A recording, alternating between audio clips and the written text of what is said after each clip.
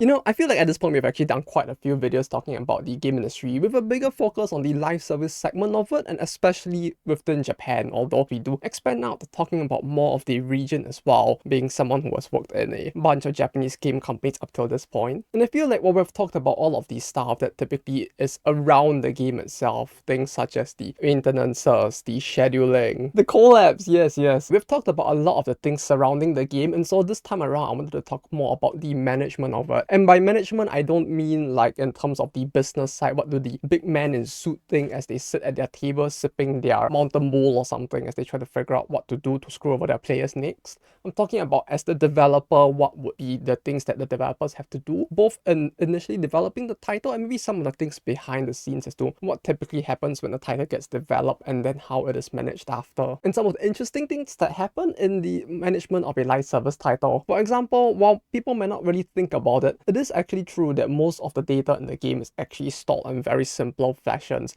using things such as TSV or CSV files, for example. For those who are wondering what that is, basically, they're just simple plain text file types that are used a lot, especially for data exchange between different softwares out there. As a result, they tend to be very small in size, typically in the kilobytes or the megabytes nowadays, and it stores a lot of the data just as is in text. Things such as the entire database of all of the characters, stats, and parameters and all of that within the game. In fact, it is such simple of a file format that you can actually open it in something such as Notepad, for example. And because of that, this also means that it is very easy to make it work with every single Japanese salaryman's favorite tool.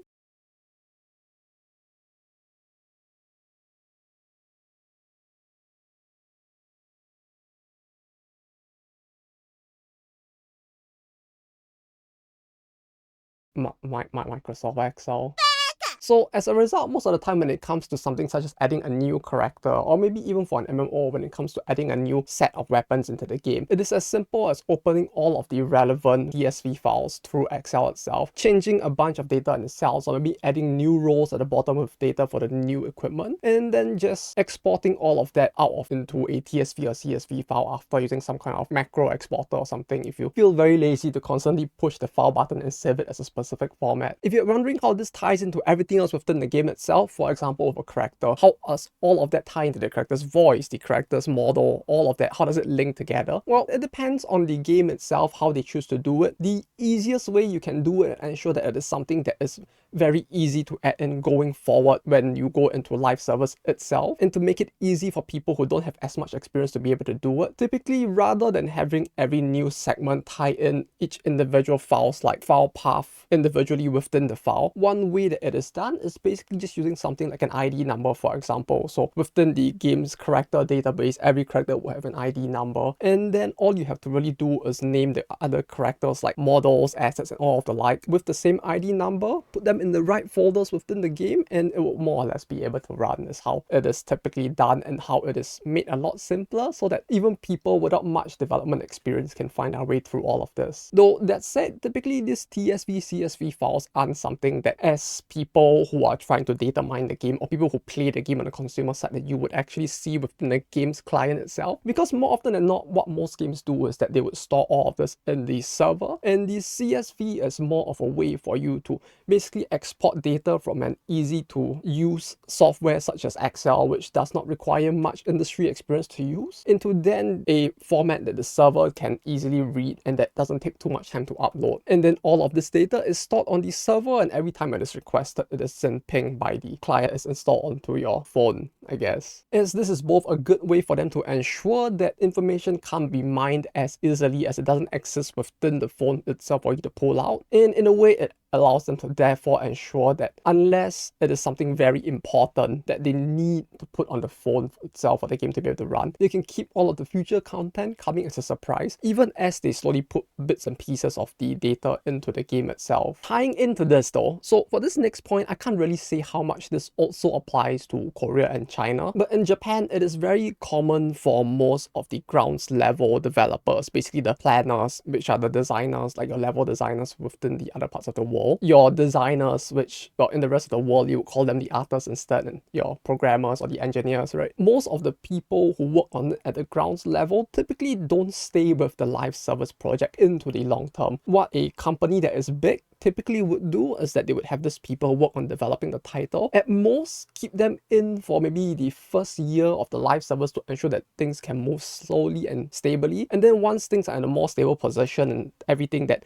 has been a problem has been ironed out, they would then replace most of these people with a fresh batch of new developers instead. Needless to say, this is less common for much smaller teams or much smaller companies. So something like the Korean game studio Project Moon, for example, which isn't as huge as something as, let's say, maybe Square Enix or Bandai Namco. They would typically have more or less the people who worked on the title working on the live servers, and only if the smaller companies actually manage to expand to a much greater size do they actually begin to consider making titles and having newer people take over with the or at least help out with the live service to some extent. The reason why this is the case is because, especially for bigger companies who have a much easier time finding people who want to join them, it is much easier and a lot more efficient to basically take the people who already have development experience and put them into developing the next title instead of keeping them within the live service of an existing title and getting some new fresh developers with no experience to then go on and make the next big thing that you want to potentially carry on the torch from the thing that currently exists. You would want people who have the experience in development to continue contributing to the growth of the company going forward, and therefore what companies prefer to do is to then have these people be the one to continue developing the future titles, while the newer staff are put into the live service of existing titles where they can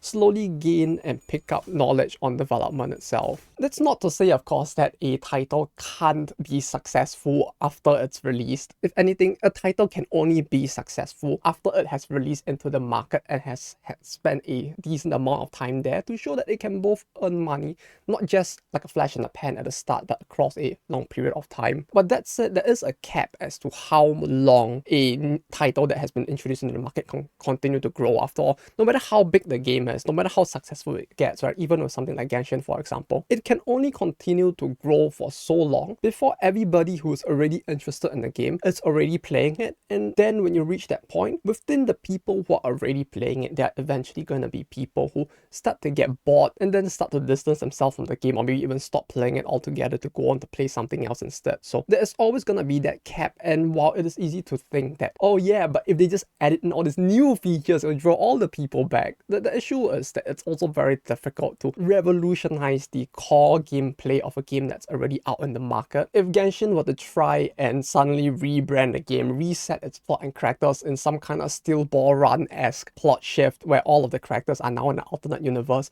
and your entire gameplay goes from being an action 3-player character swap thing into a full-on like Mario Kart racing game instead, you can imagine that there will be people out there who will look at this, think it's fucking insane, and actually play it. I probably would for like maybe 6 months or so. But the people who really are invested in what the game is and has been till this point, as you can imagine, are probably going to be really pissed if this becomes the new main thing of the game. You could have this as a mini game, sure, but at the same time, if it were just a mini game that doesn't have any full relevance to the overall arcing gameplay of the game itself, it makes it a lot more difficult for it to actually contribute to sales. And it's also not going to be something that, because of its low relevance to everything else within the game and low level of importance, it's not going to draw in all that many new people to play the game for an extended period of time. So it's very difficult to suddenly shift and make a game something completely different to constantly draw in people when it comes to live service titles, unlike something like, say, a consumer title where you could theoretically make a Bloodborne racing game spin-off and make people go haha funny, play the game.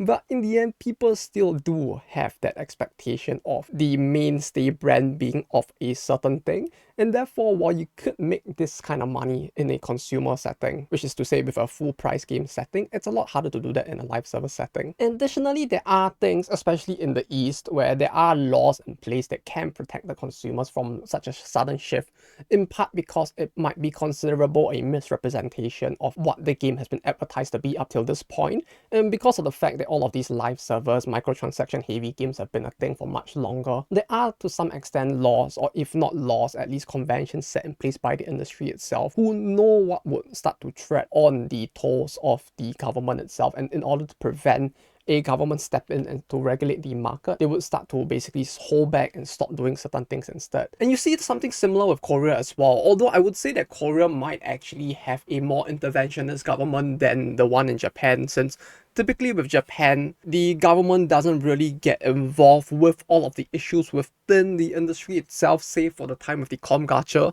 Even with the whole showing of probabilities within the game, that happened because of Grand Blue, but it wasn't because it caused the government to set in place a law that required this. Rather, it basically just triggered a possibility for a government inquiry into the situation, which resulted in the industry putting the restriction on itself through some of the organizations within it that come to agreements on things like this. Agreements that companies like Nexon from Korea are also already involved in, which is why you see things like probabilities already being shown in most games, because of the fact that if you're gonna design it with Japan in mind, then you already need to comply with those regulations and show the rates, and therefore most games just show it across the board. But it does seem that, like, especially for games solely within Korea, the government actually decided to intervene and try to push for all of these rates and probabilities to be something that has to be shown, as well as things such as the Korean FTC trying to push for more favorable policies when it comes to refunds, especially for minors, to basically ensure that when it comes to these people who are considered a vulnerable group,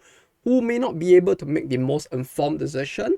if they happen to spend recklessly in ways that might have actually caused potential problems for their family, they will try to provide them a refund to ensure that the family isn't put into a worse off position because of the irresponsible decision of a child when it comes to their spending on microtransactions within a game. Now, needless to say, you can't do this too often, regardless of what country you're from. It would start to get a little sus that you're just abusing the system if you do. But as someone who worked in Puzzles and Dragons, one of the bigger hit titles in Japan in the past, kind of like the Raid Shadow Legends of the earlier 2010s, I can tell you now that, like, with Korea, it was probably the most complicated market to work with, because every few days or week or so, a new request for a refund would come in. And if it came from the Android App Store, we would basically have to, within 3 days, look through all of the information on the thing and then send it over to the Korean team to investigate further and decide whether or not to actually approve the refund based off of the past trends of how the person has acted while playing the game. And a lot of the time, I would say like almost 95% of the time, you would actually have to refund them.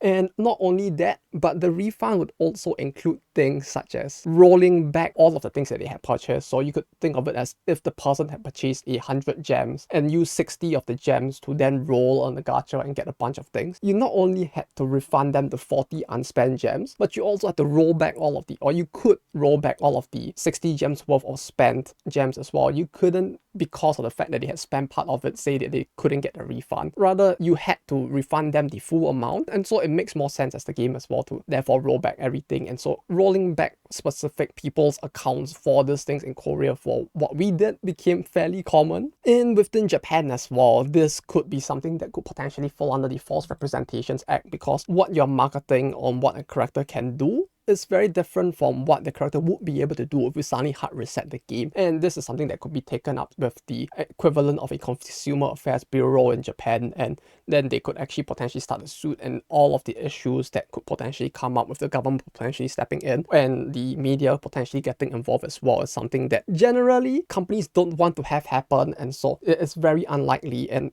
even with all of the other companies I've worked with across the years, for companies to want to actually take the risk to make such a big leap, because of the fact that they know that there is a possibility this could blow up and they don't want to be the one to light that fuse. We spend a lot of time there talking about all of this, but basically what I'm trying to say is that as a result, there is a limit to how much new content you can develop for a pre-existing title and how much more different directions you can therefore take it in. Because while you can make incremental innovations, as people would call it, where you maybe add a new system of awakening the character to a new rarity, which gives it new skills and all of that, you typically are stuck in a situation where most of the game is pretty much standardized and formalized in terms of these are the things that you can kind of do, these are the type of content that we can kind of release, and it's a lot more of scaling all of that, and once in a while adding in more content that is still based off of the existing thing. So there isn't as much like radical innovations that can be done with the game, and therefore you want the people who who are more experienced with this kind of radical innovation, basically coming out with something new altogether, to then be working on the new title rather than putting in people who may not understand very well the amount of money needed, the amount of time needed, and all of the things that come with making a large-scale live service title, especially in this day and age where, because the market is more saturated, it is a lot more competitive, and budgets need to be higher and games need to be willing to incur a higher risk in order to succeed, and therefore you want even more for it to be the case that the team working on the titles are people who have developed something successful before. And in a funny way, this actually basically means it comes full circle, because especially in Japan, sometimes they would hire in people who don't really have any experience with development, who are very interested in the title that has already released. When I was working in Puzzles and Dragons, we literally had people 6 years banking experience, right? They worked as a bank teller, and then they came in, became a developer, level designer, and they basically had to learn from the ground up how to develop it. And the reason why they were brought in is because they were like one of the top rankers in the game, and so they had a very good understanding of what it takes to beat a level and what the current meta game environment is like. And what the company hopes is that by putting people like these, even if they have no experience in the game, into the team, you can teach them all of the things required to basically develop future content, and because of their interest as well as their understanding of the game, they would be able to do a good job, kind of like a model for a consumer title in that sense. And because of this, we come full circle. What is the tool that you can get a bank teller with 6 years of working in a Japanese bank experience to use the best? You guessed it, it's Excel. This leads to one of the many big problems that most live service games will eventually face, and in a sense it leads to the self-fulfilling prophecy of games not being able to diverge too much from what the existing game already is. And that is because as more people are removed from the team, from the development side of things, it actually kind of leads to a level of information loss, and this leads the game to eventually becoming what is known as a black box instead. Because even if we want to believe, right, we want to be the super optimist in this world of doomers and gooners. No, that's the wrong word. And that good documentation and archival is done, and therefore all of the information about the game is preserved, so people come and can read all of it and understand what the game is about and why everything is the way it is and what features and systems exist and how they operate. And as you can see, just from me saying that line, I feel like most people who have worked in any form of job, even if you just work at a McDonald's as a cashier and your main part of your job was basically fighting the random guy in your team who used to smoke in the back and like accidentally set the cockroaches in the food storage on fire or something, even those people will understand that there's always going to be information that is lost one way or another, because there are some things that are just considered, especially by people who may have worked on the game, something that they may have thought to be just too much common sense, and so they never thought to pen it down. But the difference between someone being a developer, especially of the title itself, as compared to someone who may not have any development experience coming in and having to work on all of this, the perception of what is normal can be very different. Even with a game, as someone who does a lot of balanced design, right? What I think is considerable like normal difficulty or like not too difficult within the game may be very difficult for people who are playing it for the first time, because they don't have access to all of the information, and the hours of sitting there soul crushingly grinding through my own game to test the game that would make me more used to the game than a person playing it for the first time. And therefore some things that you don't consider, or you may never have just thought about it all because you thought it was just like a common sense thing, or things that for your entire time developing the thing, it never occurred to you that this might be something that may not work or that might have been an issue, may have just existed there and you just never thought to actually document or archive it, simply because it just never occurred to you that this was a thing that people would ever need to check or reference. And not only that, as a team basically removes many of its ground level developers, especially when it comes to the core infrastructure of the game itself, the people who come in may not have as good of an idea of how everything is connected, and as a result, it can make it a lot harder for engineers as well as developers who come in later on to actually be able to alter parts of the game to be able to add in new systems that could modernize it to do some of the things that a modern title would be able to do, for example. And even with titles that were really big and got really successful at a period of time within Japan, such as FGO, for example, had this issue as well, where the Noble Phantasm animation systems, the software used for it was something exclusively designed for the development of this game, and it was handled specifically by the company 108, to the extent that outside of the company, or even within 108 for that matter, there were actually many people who didn't understand the full operations of the application, the software anymore. And as a result, there were many things that they themselves could not change and that they did not really have the ability to request for the addition of these systems to the original developers of the software. And so, as said by even the CEO, the owner of 108, the FGO Noble Phantasm system is something that has become such a black box that frankly outside of the company itself, it would seem that he is fairly confident that no one else would be able to handle the systems, which as you can imagine is not just an issue for the people within 108 who are basically now bound to working on this project for the most part. It's also a problem for the developers of the original game, basically the Lightworks in the past,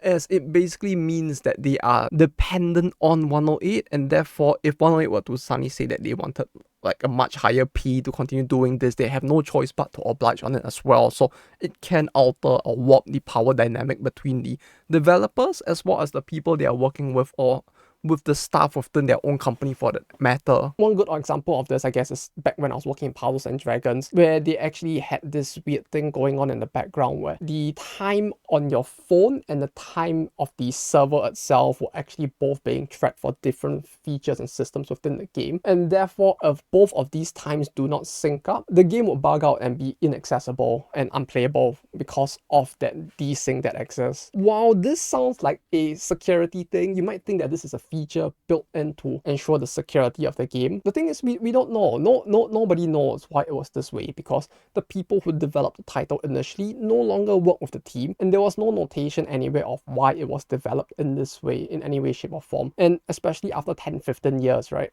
And especially for a game that has been around for more than 10 years, right? The amount of data, some of it may have just been accidentally cleared along with some of the older data that was thought to be unnecessary for the archival of documentations and the like. Or perhaps it was the case that this was something that was passed down by word through the first few generations of people, and over the course of the development, people just forgot that it was a thing that exists. And so we don't know why it works like this, and there is no real good way to fix it anymore, because the engineers who are in the team now don't really have a good idea of how best to alter the code of the game to ensure that these systems can be fixed while not completely bugging out other things within the game, as you don't have as good an idea of how and what every single thing that ties to these specific systems is. And while in the perfect world you would then take the time to go through the code and analyze all of this, realistically speaking, most of these teams, they are running a pretty tight ship. They don't really have the time to be able to hire a bunch of engineers to just sit around, get the programmers to just look through the code for 2 years to figure out everything that is the way it is now, and then start fixing all of that. It just does not make as much economical sense, and because of that, the game does have its own issues, such as not being able to easily do time jumps within the server itself on a test server, for example, to be able to check content. I could not easily just sit on my phone while checking the game and then just jump the server time maybe like 6 hours forward to see if the event does trigger as intended, or if the game would bug out because some data somewhere was messed up, or maybe when a competitive round a day maybe ends and it goes into the next day of the competitive round, does it probably go into the next day, or does it reset the first day, or does it just like end the event outright? These are all things that could not be done other than by manually changing every single point of data instead to have the event trigger at the times that you want to, which you can imagine therefore would lead to a higher risk of things going wrong or there being mistakes in the data input, because you're intentionally putting in wrong data to ensure that you can even check the systems in the first place. And therefore, someone may just potentially miss out something like this, and it just causes the whole thing to go wrong simply because of the game's inability to actually have a proper server time shift system within it. Additionally, when it comes to things such as design intent, for example, as well, some of those just typically may not be as well specified, and the information may not have been left behind as well. Like one simple example I can think of would be something like, let's say, your damage formula in the game. Why did you choose to use one formula over the other? Like, why would a game choose to use a attack minus defense system instead of one where you have something like maybe your attack divided by defense multiplied by the weapon strength itself to calculate damage? Typically, a developer picks one of these or any of the other things that you could consider out there because of the fact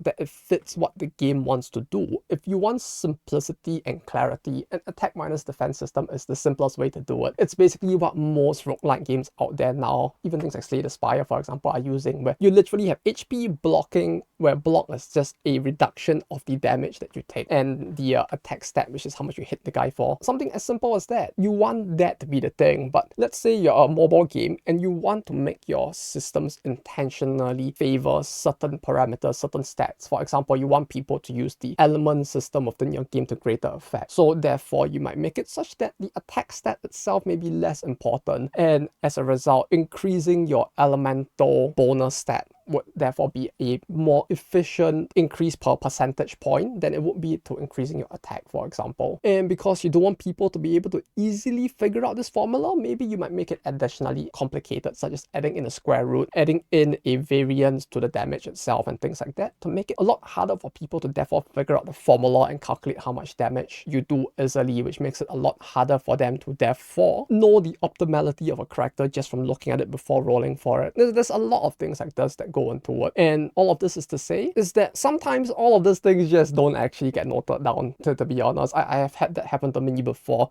when I was working in Infinite Brain as well in the past, where basically when they initially brought me into the team to help them make a English completely like different version of a pre-existing gacha game that they had made, they showed me the formula for the original game, and there was just no explanation of why the formula was the way it is, and therefore it was a lot more difficult to, when given this formula, to then decide, okay, so how do we make this apply to a PvP format where the game was all along a PvE thing, and therefore the formula never really needed to take into account all of the complications that comes in from having a system where the player and the opponent are always at equal stats, and how to make it such that the battles don't end in a single turn because of that, as compared to a PvE setting where even if the characters are super strong, you could just alter the stats of the enemy to be above the players to ensure that they actually get a challenging fight instead. And because all of these things don't exist, sometimes if the developers themselves aren't very aware of the original design intent, or if they misinterpret what it was meant to be, it could lead to new features and systems becoming a Frankenstein mess. And so while some people might interact with it actively as a part of the game because they want to reach the peak level of optimality, because it isn't tied in the same way in the overall gameplay loop, some people can just feel like, oh yeah, I'm just going to ignore this, and even if I do, I don't feel very punished. And therefore, all that money invested into building this new system that you hope would give people more of a reason to get the new content role for the new characters just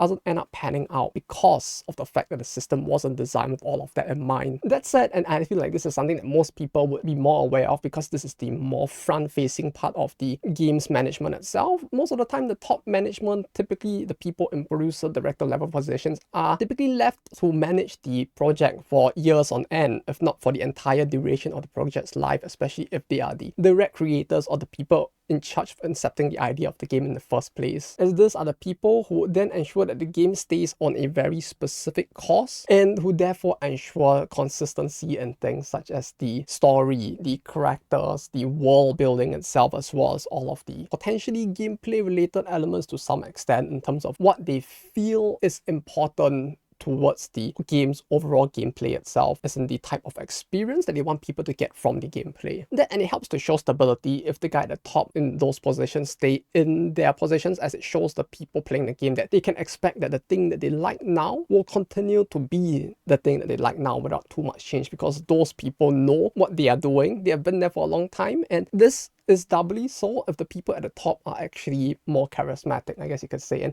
sometimes appear and like talk in public, give interviews, or appear on live streams for the game itself, and actually show that they are people who can really relate to their player base. If they can do so and do it well, it can give people a very strong sense of confidence that yes, these people who made and are managing the game can really understand us, and therefore will ensure that the game continues to be what it is, and this can ensure a level of consumer confidence that reduces the issue of attrition from people living the game over time. So not only do these people ensure that the game is actually able to follow the direction it has, but in a way, keeping these people in their positions can also be seen as a marketing thing, as a way to instill more confidence and give an image of stability that keeps people in. But that said, while they are the people in charge of the overarching direction of the game, typically, and this is something I don't know how many people actually know as well, some of these people may not actually know about the nitty-gritty details of the game as well as one might think. They may not actually know, even though they have been there from the start, why certain things were coded in certain ways, why certain parameters are the way they are. They might just know that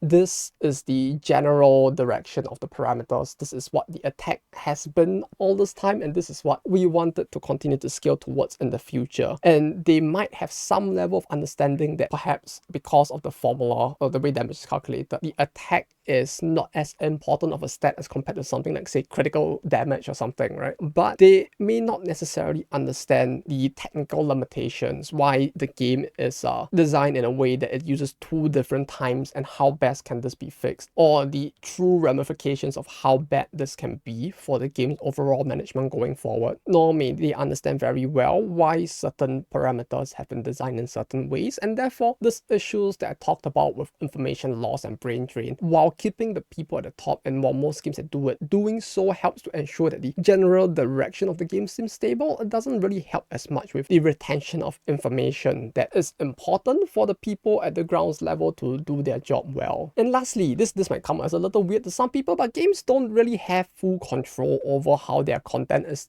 depicted in the game. I know it sounds a little insane to be saying this as a developer. After all, we choose what to put in the game, right? Do we fully though? Do we fully? I mean, like, you think about it in the last few years, I feel like a good example of this would be something like what happened with Azure Lane or Action Time London for people who play that, where suddenly they just put out a tweet saying, hey, the Google App Store says that certain content we make may not be too fitting for the game. And so in order to keep the game running, we're going to have to remove certain content within it because, you know, it just so happens that when it comes to especially live service mobile games, more so than MMOs, the number of platforms out there where your game can be actually released on are kind of limited, and most people download their games through specific platforms. It's not like an MMO where you can have your own website on the PC and you just click the download button and download the client and install it and play the game. Outside of things like Steam, outside of things like Epic Game Store, if the game is good, you can get in people that way. But on a mobile platform, that is not as common. To be honest, I think the only time I've actually downloaded an external Play Store or something of that level would have been when I actually had to download the one for DMM, for the DMM games, because their games are all, or at least some of them, can't be put onto things such as the Apple and Google Play Store, and therefore you need their application to do it. But otherwise, for the general public, people aren't going to do this, and therefore as a game developer, you kind of are to some extent bound by the restrictions put in place by the app stores, because before a new version of the client can actually be downloaded